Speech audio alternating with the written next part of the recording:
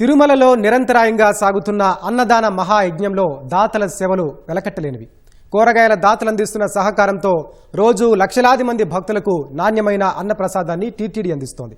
అన్నప్రసాదాల తయారీకి అవసరమైన కూరగాయల సరఫరా, రవాణా, నిల్వ, భవిష్యత్తు ప్రణాళికలపై ప్రత్యేక దృష్టి సారించింది. దీనిపై మరింత సమాచారం మా ప్రతినిధి నారాయణప్ప గ్రౌండ్ రిపోర్ట్ ద్వారా అందిస్తారు.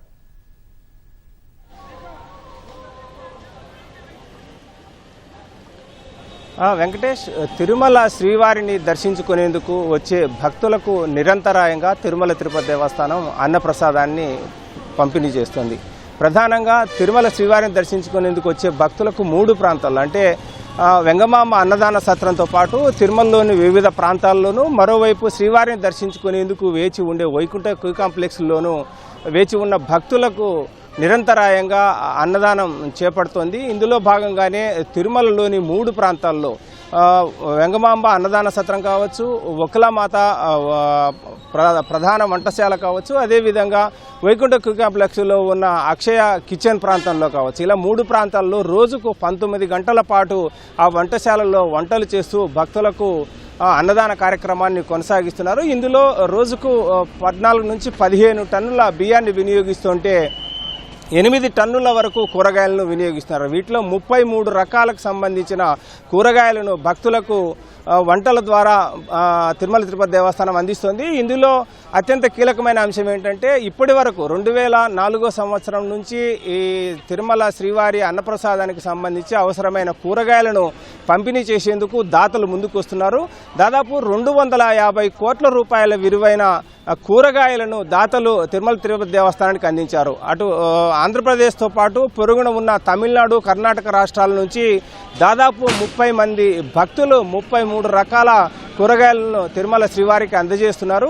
ఈ భక్తులు విరాళంగా అందజేస్తున్న ఈ కూరగాయలను నిల్వ చేసుకునేందుకు తిరుమలలో 3 ప్రాంతాల్లో దాదాపు 30 టన్నుల నిల్వ సామర్థ్యం కలిగిన 3 కోల్డ్ స్టోరేజ్లు ఉన్నాయి. వీటితో పాటు ఇప్పుడు తాజాగా తిరుపతిలో కూడా మార్కెటింగ్ గోడౌన్ కొత్తది నిర్మించాలని టీటీడీ సంకల్పించిన నేపథ్యంలో తిరుపతిలో కూడా మరో కోల్డ్ స్టోరేజ్ నిర్మించడం ద్వారా ఈ దాతలు అందజేస్తున్న కూరగాయలను నిల్వ చేసేందుకు అవసరమైన ఏర్పాటు చేసేందుకు కూడా తిరుమల తిరుపతి దేవస్థానం యోచిస్తోంది. ప్రధానంగా మిగిలిన అన్ని సరుకుల మాదిరి కూరగాయలు నిల్వ చేసుకునేందుకు తక్కువ అవకాశం ఉంటుంది. ఎందుకంటే నిల్వ చేసినప్పటికీ అవి తొందరగా పాడైపోయే అవకాశం ఉండడంతో దాతలు అందజేస్తున్న కూరగాయలు పాడవకోకుండా భక్తులకు నాణ్యమైన కూరగాయలను అందించే లక్ష్యంతో ప్రత్యేక చర్యలు చేపడుతుంది. ఇందులో భాగంగానే ఇప్పటి వరకు భక్తులు అవసరమైన కూరగాయలను నేరుగా తిరుమల తిరుపతి దేవస్థానానికి అందిస్తున్నారు. ఇకపైన ఆన్లైన్లో అంటే రియల్ టైం ద్వారా ఆన్లైన్లో తిరుమల తిరుపతి దేవస్థానానికి అవసరమైన కూరగాయలు ఏంటివి అన్నవి భక్తులు విరాళాలు అందజేస్తున్న భక్తులకు తెలియజేస్తే వారు ఆ అవసరమైన కూరగాయలను తిరుమలకు రవాణా చేసేందుకు వీలుగా ప్రత్యేకంగా ఒక సాఫ్ట్వేర్ రూపొందించి అటు తిరుమల తిరుపతి దేవస్థానం అన్నప్రసాద విభాగం అధికారులతోనూ, మరోవైపు కూరగాయలను సరఫరా చేస్తున్న దాతలతోనూ సమన్వయం చేసుకుంటూ అవసరమైన కూరగాయలను ఎప్పటికప్పుడు ఏ రోజుకు ఏ కూరగాయలు అవసరము అన్న అంశంపై వారితో నిరంతరం సంప్రదిస్తూ వారికి తిరుమల తిరుపతి దేవస్థానానికి అవసరమైన కూరగాయలను నేరుగా తిరుమలకు వచ్చేందుకు వీలుగా ఒక ప్రత్యేక సాఫ్ట్వేర్ రూపొందించి దాని ద్వారా భక్తులకు నిరంతరాయంగా నాణ్యమైన కూరలు అందించేందుకు వీలుగా ఏర్పాటు చేస్తుంది. మరోవైపు ఇప్పటి వరకు సగటున రోజుకు 4 లక్షల మంది భక్తులకు తిరుమల తిరుపతి దేవస్థానం అన్నప్రసాద వితరణ చేపడుతుంది. ఈ అన్నప్రసాద వితరణలో వెంగమాంబ అన్నదాన సత్రంలో అన్నప్రసాద వితరణ సమయంలో 3 రకాల కూరలను పంపిణీ చేస్తున్నారు.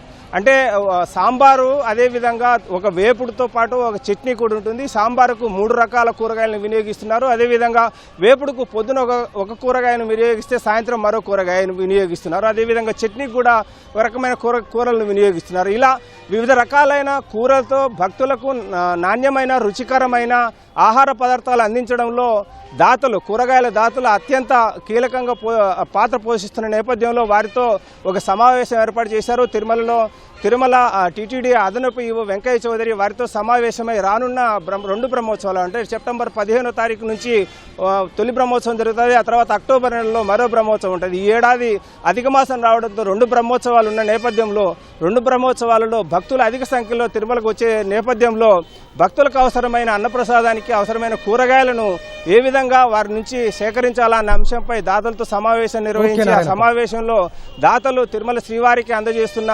కూరగాయల రవాణాలో ఎలాంటి ఇబ్బందులు ఎదురవుతున్నాయి అనే అంశాలపై కూడా వారితో చర్చించారు. వారి సమస్యలను పరిష్కరించేందుకు మరోవైపు టీటీడీ అన్నదాన విభాగంతో సమన్వయం చేసుకుంటూ తాజా నాణ్యమైన కూరగాయలను తిరుమలకు చేరవేసేందుకు వీలుగా ప్రత్యేకంగా ఒక సాఫ్ట్వేర్ రూపొందించి సమన్వయం చేసుకోవాలని చెప్పి ఈ సమావేశంలో నిర్ణయం తీసుకున్నారు. అదేవిధంగా 250 కోట్ల రూపాయల విలువైన కూరగాయలను విరాళంగా అందజేసిన దాతలను కూడా అభినందిస్తూ ఒక నిర్ణయం తీసుకొని టీటీడీ వారిని అభినందించింది. ఇది ఇక్కడున్న తాజా పరిస్థితి. Venkatesh, over to studio.